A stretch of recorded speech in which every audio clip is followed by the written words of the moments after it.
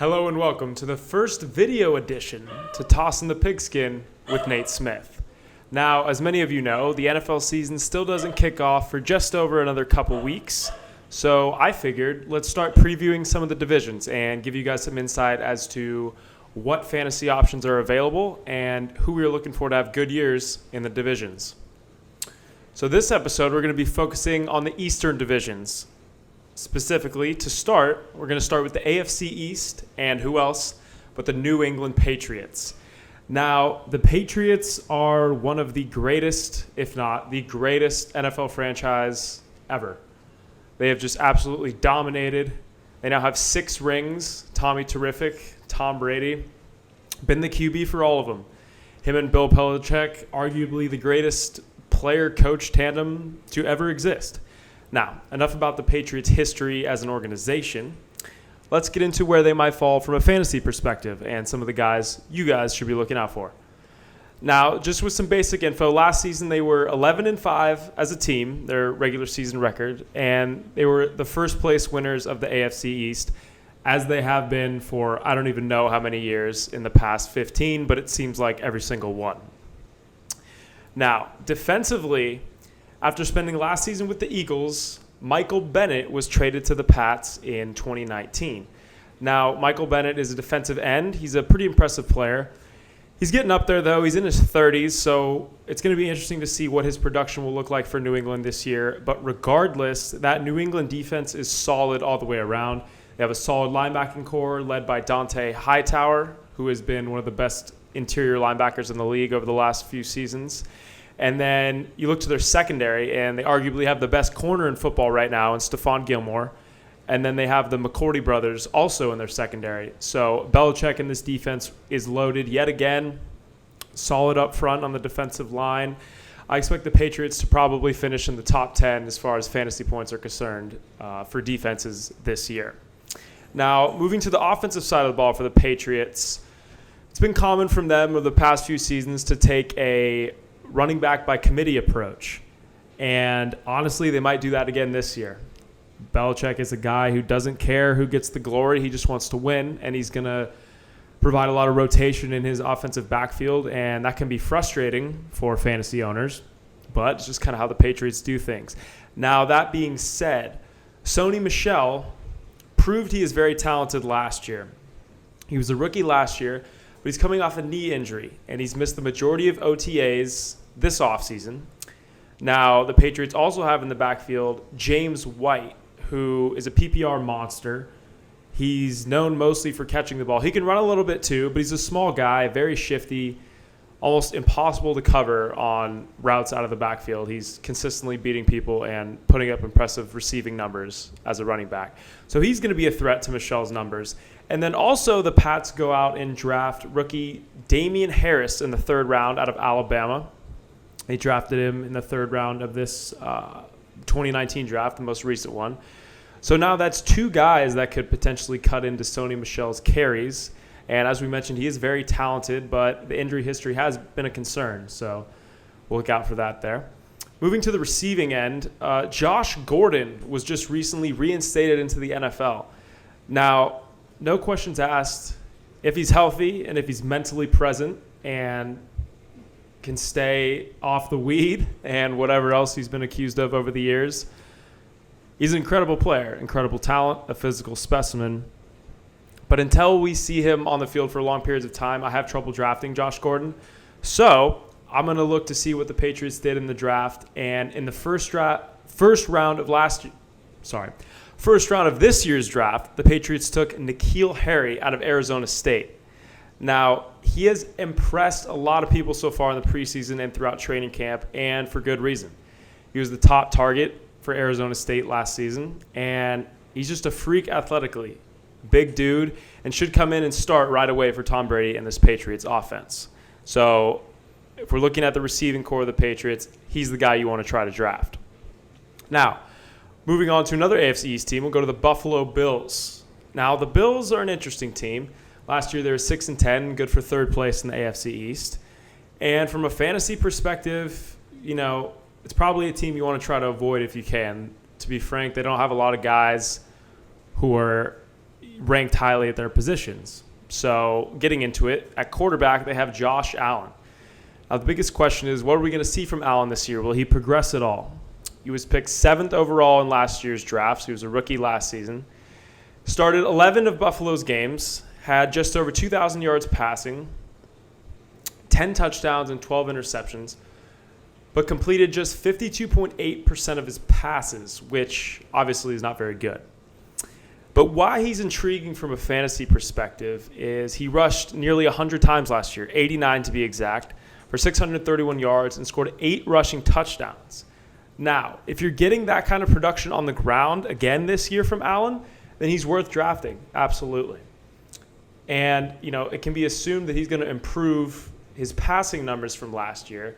So if he does do that in his second year, if he improves his passing numbers and we get similar rushing numbers, then Josh Allen could potentially sneak into the top 15 quarterbacks for this year.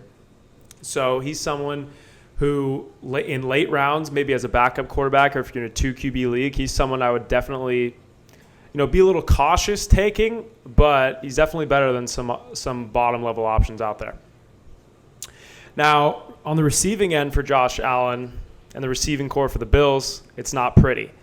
The number one receiver this year is either going to be John Brown or Zay Jones, 2 guys who don't exactly strike fear into you. John Brown was with Baltimore last year, had 715 receiving yards with them. And Cole Beasley is actually going to be with the Bills this year. He signed with them in the offseason after the Cowboys elected not to re-sign him. And they drafted Dawson Knox in the 3rd round out of Mississippi, and he's projected to be the starting tight end right now. He just had 284 receiving yards last season in college, so not the most impressive numbers there. So like I said, if you can avoid the Bills receivers, I would. And keeping with that theme, I would avoid their running backs as well. Quite honestly, I don't really want much to do with Frank Gore or LaShawn McCoy. Frank Gore is old, and it looks like they will be splitting carries. LaShawn McCoy has been super inconsistent and has struggled with his health injury-wise. It's just 2 guys that I personally would not draft. Now, defensively, they could be a nice surprise. They have the additions of Ed Oliver through the draft, and then now in the second year of Star Lotulelei. I know I probably butchered that last name, but he's in his second year, defensive interior lineman with the Bills. Second year with the Bills, was with the Panthers originally. Their linebacking core is led by Tremaine Edmonds, who is just 21 years old, was a rookie last year, 16th overall pick. Very impressive player. Had 121 combined tackles. And the secondary has some veterans in it, but it's headlined by third-year corner Tre'Davious White out of LSU, who is becoming one of the better corners in the league and has all-pro potential, in my opinion. Now, moving to the New York Jets, 4-12 last year, last place in the division. Just like the Bills, the Jets had a rookie quarterback last season in Mr. Sam Darnold out of USC, taken at number 3 overall, started 13 games for the Jets last year, had over 2,800 yards passing, 17 touchdowns, and 15 interceptions. Now, a lot of people think Darnold might take another big step this year under new head coach Adam Gase. We'll see. I personally think he'll probably at least break that 3,000-yard mark passing, and if he can just increase his touchdowns and keep that touchdown to interception ratio in his favor, keep those INTs low. He's known to sometimes force the ball in there, but I think all the tools are there, and I think Darnold could actually end up being the best quarterback out of that 2018 quarterback class, but we'll see because Baker Mayfield looks really good. Now, the big news for the Jets is they brought in Le'Veon Bell during the offseason. Bell sat out the entire year last year, had been previously with the Steelers, sat out the entire year due to contract disputes. But he's back, and he's healthy, and he's rested. And everyone knows Le'Veon Bell is an incredible athlete. He's very good out of the backfield receiving as well. So he should be one of the top options again in PPR this year. Now, that being said, I would pump the brakes a little bit with Bell. I mean, he's still going to be a top 10 fantasy running back this year, but probably towards the bottom end of the top 10. And that's just because of who he's working with. Just a second-year quarterback with Darnold. We're not really sure what to expect out of this Jets offense. And, the receiving core is not that threatening, so defenses might be able to load the box. So we'll see how we'll see how teams defend the Jets this season. Looking at the receiving core, Robbie Anderson should be the number one receiver out of this group this year, joined by Quincy Enunwa and Jamison Crowder. Anderson did struggle with some injuries last season, however, just 752 yards receiving last year. And then defensively for the Jets, they brought in C.J. Mosley from Baltimore, one of the better interior linebackers in the game, interior and outside linebacker. And then they took Quinnen Williams, third overall defensive tackle from Alabama. Quinnen should be able to wreak some havoc on some offensive lines this year. He was very impressive coming out of college, and if you don't know his name, get to know it. Moving forward here with the Miami Dolphins, who were 7-9 and came in second place last year in the AFC East. Now, here's just a little list of names that have moved on that were with the Dolphins last season.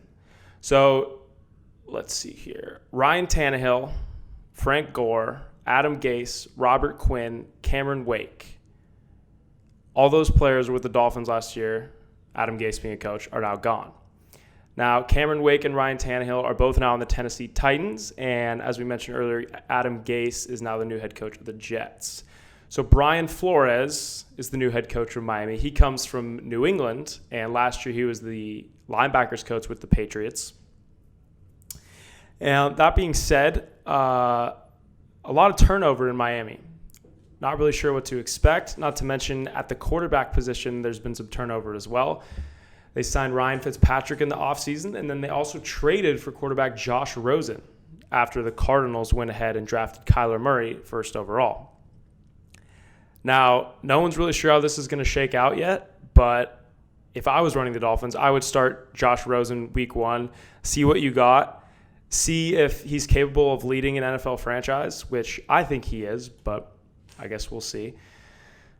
But the feeling is that Miami will start Fitzpatrick week 1, so it's going to be tough. It's going to be tough to see if Fitzpatrick or Rosen will be able to break through. Also, we're not expecting much out of the Miami offensive line this year, which will make both of those quarterbacks look worse as a result.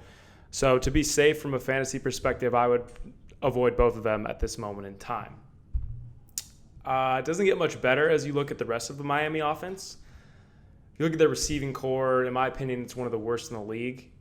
You have Kenny Stills, who had a little over 130 fantasy points last season, so not terrible, but not great, average.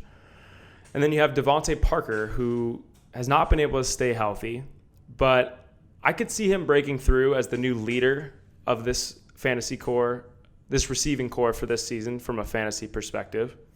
But that doesn't necessarily mean that he's going to post great numbers either. You know, I could honestly see him being around that 130-point fantasy mark that Kenny Stills was at last year. Those are the top two guys. I also have Albert Wilson, just not a real impressive group, and would try to stay away from them unless you're really trying to fill out your bench late in the draft. As far as running backs are concerned, Kalen Ballage is the name to know. He was a 4th-round pick last year out of Arizona State, so he's entering his second year with the Miami Dolphins. Was used on a limited basis last year, only 191 yards rushing last season. But he was splitting time with Kenyon Drake, who is currently battling a foot injury and is expected to miss the rest of the preseason. So with that being said, and some people were high on Ballage even before Kenyon Drake's injury. So Ballage is the name to know, and he is definitely a sleeper running back for this season. Now, we're going to move to the NFC side of things. We'll go to the NFC East, and we will talk about the Washington Redskins. The Redskins were 7-9 last year, good for 3rd place in the division. Now, Washington might have currently the worst quarterback situation out of any team in the league. In March, they traded for Case Keenum from Denver.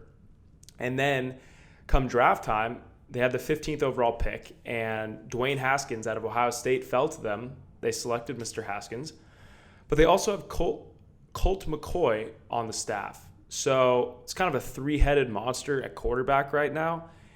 From what's being reported, it seems that either Keenum or McCoy is competing for the starting job at this point. So I would avoid this whole mess entirely. Let's make them wait till week 1. Let's see who they actually list as the number 1 QB, and then we'll reevaluate it after that. Running back wise, it's not much clear. Pretty murky there as well. The Redskins' second round pick in 2018, Darius Geis, infamously tore his ACL last summer, missing the whole season. And there's some reports coming out just a few days ago that he's still not cleared for full contact. So that leaves us with a 34-year-old Adrian Peterson and Chris Thompson as the 2 feature backs.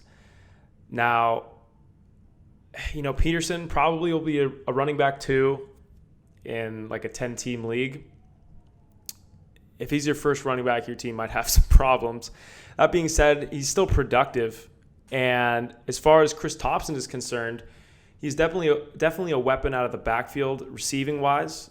He's known for his hands, but he just had 91 total fantasy points last year. So he's not really a guy who you're going to be comfortable starting. Peterson's interesting. He was pretty solid last year, given his circumstance. He was the 19th best PPR back last season. So definitely worth a draft. And like I said, he could be an RB2 on a solid fantasy team. Now, looking at their receiving core, that's another scary one. We really don't know who's going to emerge out of this group. Josh Doctson only had 532 yards receiving last year. And Paul Richardson is coming off some injury troubles.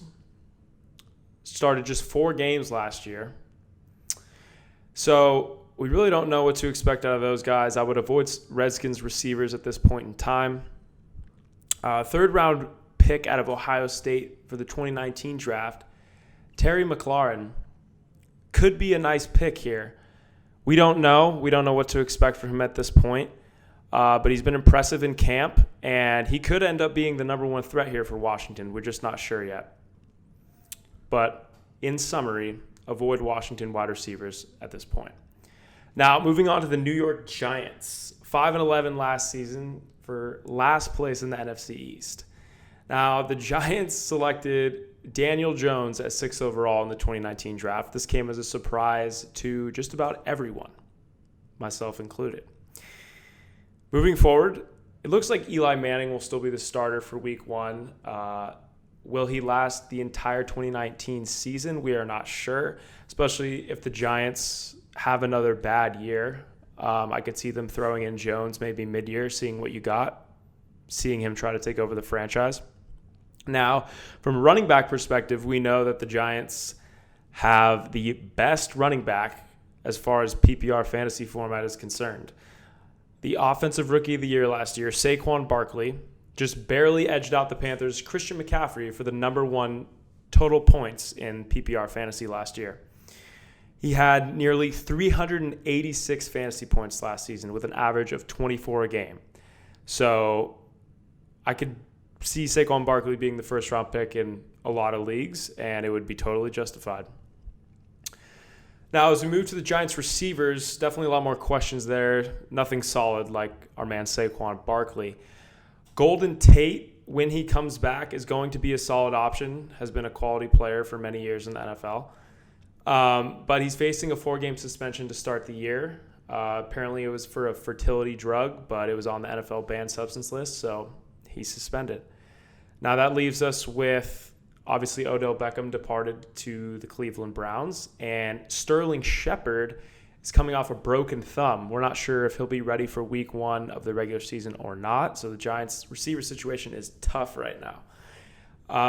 Evan Ingram, however, the tight end, started just 8 games last year due to injury, but in those 8 games that he started, he finished the year with nearly 600 receiving yards. So if he had played a full season, just doing projection math there, he would have had about 1,200 yards receiving, which would have been very impressive. He's a very athletic dude, and despite the limited games last year, he was still the 13th highest scoring fantasy tight end in PPR. So if we can get Ingram for a full season this year, I think he can be a top 5 PPR tight end.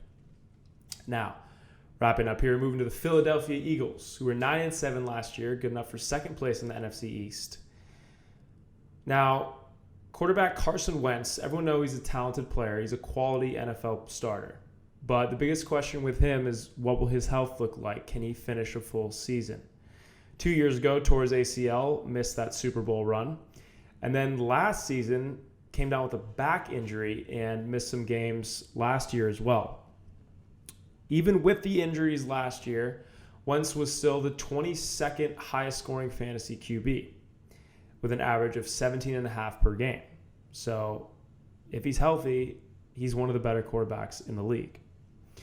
Now, looking at the running backs for Philadelphia, they got Jordan Howard in the offseason from the Chicago Bears, and they drafted Miles Sanders out of Penn State in the second round. There's a lot of buzz around Sanders. People think he might end up taking over the starting job at some point in the season, and it honestly wouldn't surprise me as well. I think Sanders is a good sleeper pick. He had over 1,200 yards rushing last season at Penn State.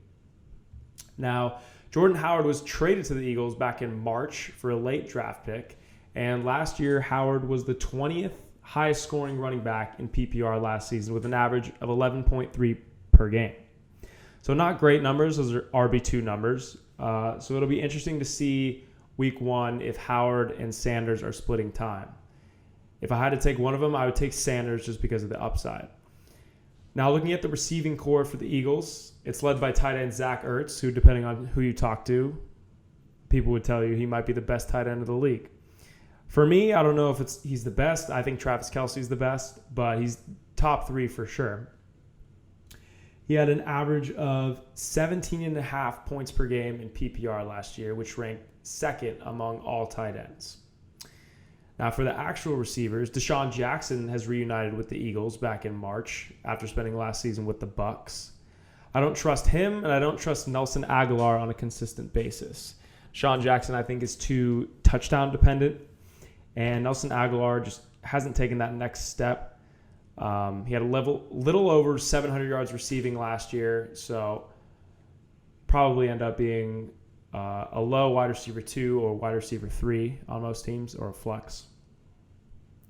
So Alshon Jeffrey is the receiver to own out of Philadelphia, and he's had some trouble with injury history, including last season. But even with the injuries, he was still the 26th highest scoring receiver in PPR with an average of 14.3 per game. When he's healthy, he's a problem. He's a big body, can catch balls. He's an impressive receiver. So if he stays healthy, he's definitely a top 20 wide receiver for me.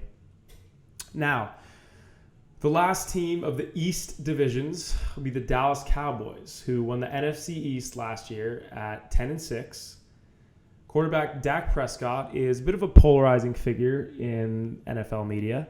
Now, from a fantasy perspective, he was the 10th highest scoring fantasy quarterback last season, which is probably a surprise to some. I know it was a bit of a surprise to me when I was looking back and doing my research for this video. I didn't think he had ended that high. And you think about his throwing and his yardage stats, and you realize it doesn't all come from his throwing, but rather his rushing. Because he is such a dual threat, he has played in the NFL 3 seasons now, and each year he's had 6 rushing touchdowns. So if he can keep up that level of productivity on the ground, Prescott will probably be a top 15 quarterback this year for fantasy. Now, if he can't, and if he's relying just on his arm and we don't see any improvement as far as throwing the ball around the yard in this Cowboys offense, then it's going to be problematic, and he's not going to be a very high-scoring quarterback, at least from a fantasy perspective. But there's optimism for this Dallas offense to become more explosive this year under first-year offensive coordinator Kellen Moore, who spent some time as a backup with the Dallas Cowboys as a quarterback. Now it moves us to the running back for the Cowboys. Obviously, Ezekiel Elliott, arguably the best running back in the entire league. Probably him and Saquon are 1 and 2, depending on who you ask. But Zeke is currently holding out, and he has not reported to training camp. And that scares me. As a guy who drafted Le'Veon Bell last year, that did not go over well for me. So if it's me, my advice is to avoid Zeke at this point. I know that sounds crazy, and when and if he does negotiate a new contract, he automatically jumps back to the top of the list as one of the best fantasy players you could own. But right now, I wouldn't be surprised to see him slip out of the first round. like I said, the season starts in a little over 2 weeks, and it seems like we have not made any progress with the Zeke and Cowboys negotiations for a new deal. So that is very concerning. We'll see how that ends up panning out. I think a deal will get done before week 1 for the Cowboys, but if it doesn't, the guy to own in the Cowboys backfield is rookie out of Memphis, Tony Pollard. He's a very explosive back, and he has looked very good in the preseason. And I think he can carry the load behind that very, very good Cowboys offensive line. Now, moving to the receiving core of the Dallas Cowboys, Amari Cooper is the undisputed number 1 receiving threat. He was the 19th highest scoring receiver in PPR last season with an average of 14.4 per game. He was traded to the Cowboys from the Oakland Raiders last year for that first-round pick and ended up being a great move for the Cowboys. He really brought some life to that offense and was an explosive player with his time in Dallas. Dallas also went out and got Randall Cobb, signed him to a 1-year deal. Spent all of his career in Green Bay. Not expecting big yardage numbers from Cobb. In PPR, I guess he has a decently respectable floor just because I feel like he will get some receptions, probably average about 4 or 5 receptions a game, but I don't really expect to see big yardage out of Cobb, so I think he's going to be pretty red zone dependent. Now, a sleeper wide receiver, I think, for the entire league should be noticed, is Mr. Michael Gallup. He's in his second year now out of Colorado State. Started just 8 games last year for the Cowboys, but in those games had 507 receiving yards and 2 touchdowns. Now, for those who followed the Cowboys closely last year, you could see that Gallup and Dak weren't really on the same page for a lot of the year. There's a lot of balls that were either slightly underthrown or the timing was a little off. So now with a full offseason and Gallup moving into year 2, I think that their connection has really improved. It's at least seemed that way from this point in the preseason, and I'm expecting some big things from Gallup. Cooper is still going to be the number 1 target on this team, as he should be. He's incredibly talented. But I could see Gallup sneaking in there, and honestly, it's a bit of a bold prediction, but I could see Gallup getting close to 1,000 yards receiving this year if he stays healthy. So we will see. Again, not quite sure what to expect with the new offense out of the Dallas Cowboys under the new OC Kellen Moore, but it should be interesting, if nothing else. And that'll do it for the Eastern divisions. Covered the NFC East and the AFC East today and gave you a little preview about what I'm looking at from a fantasy perspective. For the next episode, we'll be going over the Southern divisions. We'll do the NFC South and the AFC South. As always, thanks for listening, and we'll see you next time.